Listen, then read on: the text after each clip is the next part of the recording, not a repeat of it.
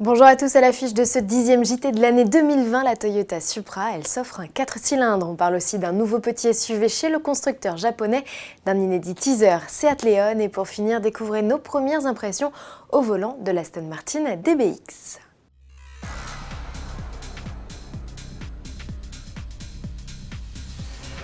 Le 6 cylindres 3 litres ne fera bientôt plus cavalier seul sous le capot de la GR Supra. Toyota annonce l'arrivée d'un 4 cylindres de litre turbo en renfort.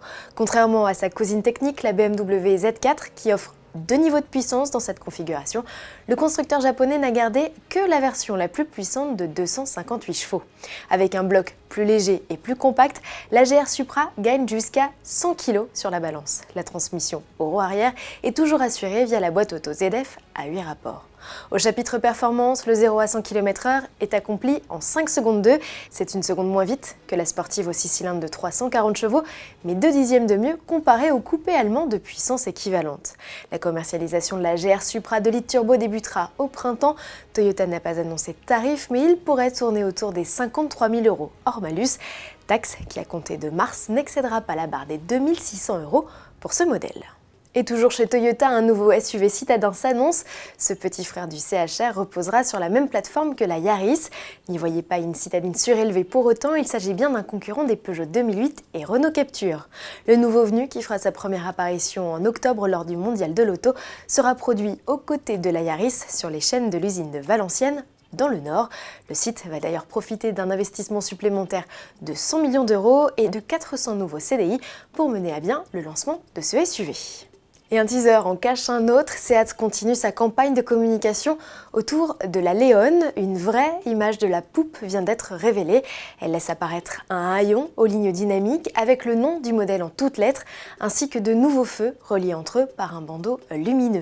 Quant au badge FR, à droite, il annonce lui une version sportive. La 4e génération de la compacte sera révélée le 28 janvier.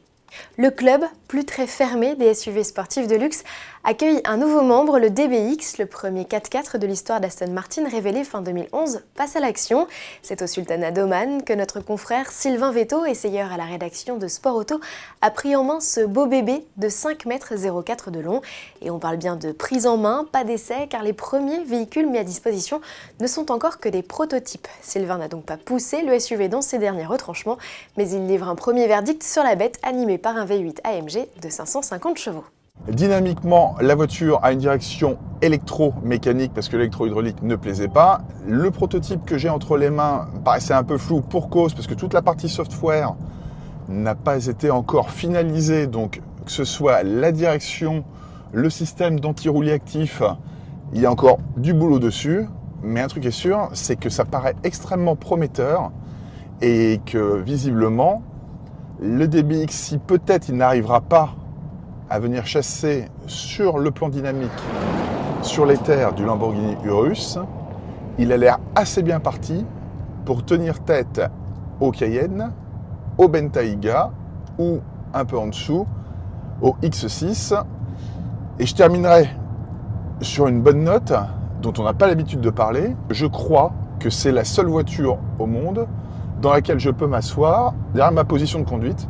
Ce sont des aspects purement pratiques, mais c'est dire quand même le boulot d'Aston Martin qui a vraiment décidé de partir de quelque chose de complètement nouveau, d'une feuille blanche, et ça a l'air assez prometteur. Les essais des modèles de production sont programmés au printemps, de quoi laisser le temps aux internautes intéressés de réunir la coquette somme de 200 000 € minimum pour s'offrir ce SUV à bon entendeur.